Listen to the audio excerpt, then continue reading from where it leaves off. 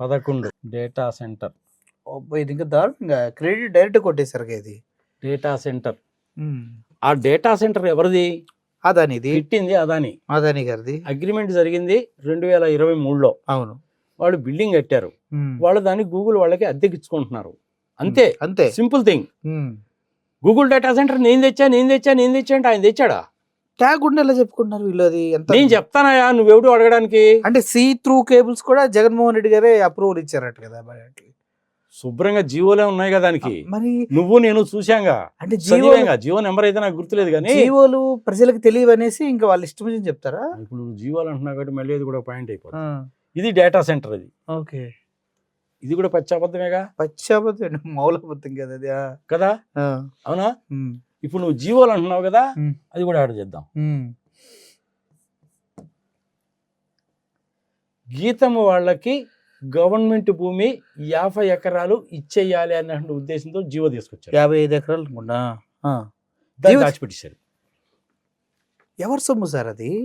ఎవరి సొమ్ము ఎవరికి ఇస్తారు ఫ్రీగా? నా ఇష్టం వచ్చిన వాళ్ళకి ఇచ్చుకుంటాను. 5,000 కోట్లు అంటే సార్ జగన్మోహన్ రెడ్డి 5,000 కోట్లు అంటే ఇది. మరి 5,000 కోట్లు అంటే ఏంటిది?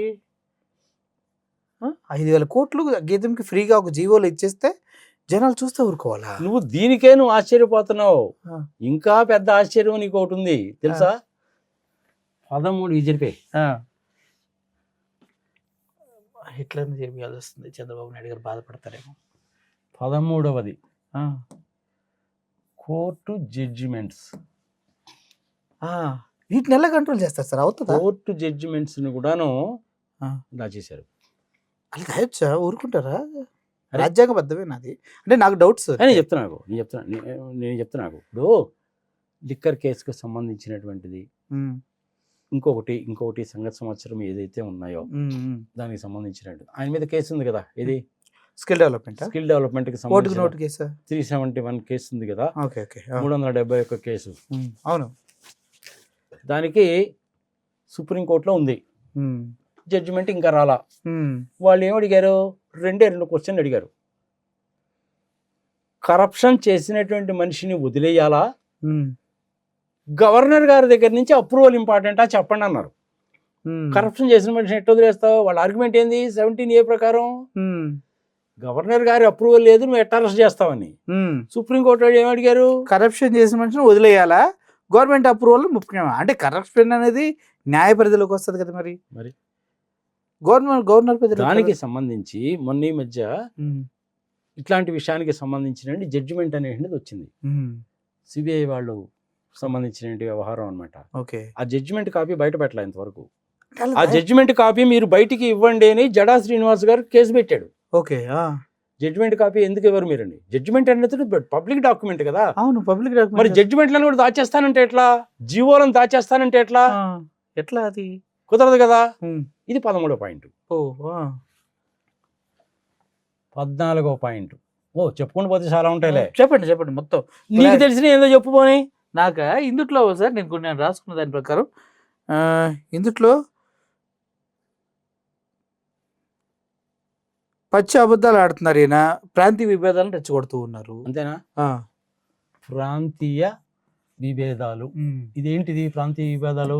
కులాలతో, మతాలతో, ప్రాంతాలతో విడగొట్టి లడ్డని అదని ఇదని 15వ పాయింట్ తీసుకుందాం. ఈ ప్రాంతీయ విభేదాలకు సంబంధించింది ఏంటంటే, ఎప్పుడో 1937వ సంవత్సరంలో జరిగినటువంటి శ్రీబాగ్ ఒప్పందం ప్రకారము హైకోర్టు అనేటువంటిది రాయలసీమలో పెట్టాలి. అవును. హైకోర్టు కనుక రాయలసీమలో పెడితే క్యాపిటల్ అనేటువంటిది ఆంధ్రప్రదేశ్లో పెట్టాలి. లేదా హైకోర్టు ఆంధ్రప్రదేశ్లో పెడితే క్యాపిటల్ రాయలసీమలో ఉండాలనేది 1937లో జరిగిన పెద్ద మనుషుల ఒప్పందం. అవును సార్, ఇది అందరికి తెలిసిందే కదా. అవునా? జగన్మోహన్ రెడ్డి గారు అధికారంలోకి వచ్చిన తర్వాత 3 రాజధానులు అని చెప్పాడు. అవును. 3 ప్రాంతాలు అభివృద్ధి చెందాలి అన్న ఉద్దేశంతో ఇక్కడేమో అమరావతిలోనేమో అసెంబ్లీ ఇవన్నీ ఉంటాయి, హైకోర్టు ఏమో అక్కడ ఉంటుంది, ఫైనాన్షియల్ రాజధాని కింద వైజాగ్ ఉంటుంది. ఇప్పుడు చంద్రబాబు నాయుడు గారు కూడా చేస్తుంది అదేనా కాదా? సేమ్ అదే చేస్తున్నారు. ప్రజలకు అర్థం కాకుండా చేస్తున్నారు. మరి అంటే ఆయన చేసినటువంటి పనిని తప్పు అన్నటువంటి వాడివి ఇప్పుడు నువ్వు అదే పని ఎందుకు చేస్తున్నావు? ఇది కూడా ఒక కారణం అవుతుంది రాష్ట్రపతి పాలన పెట్టడానికి. చాలా పాయింట్స్ ఉన్నాయి మన దగ్గర అయితే వీటి గురించి మాట్లాడటానికి. ఇది ప్రాంతీయ విభేదాలు. మతము మతము అంటే ఏమంటారు దాన్ని? రిలీజియన్. మరి జగన్మోహన్ రెడ్డి గారు క్రిస్టియను, అందుకని గుళ్ళను కోలగొట్టేస్తున్నాడు. లడ్డులో పదార్థాలు కలిపాడు. అంటే నువ్వు రాష్ట్రాన్ని మతపరంగా విభజిద్దామని చెప్పి చూస్తున్నావు, అవును, కులపరంగా విభజిద్దామని చెప్పి చూస్తున్నావు. మరి ఇది రాజ్యాంగానికి విరుద్ధం కదా.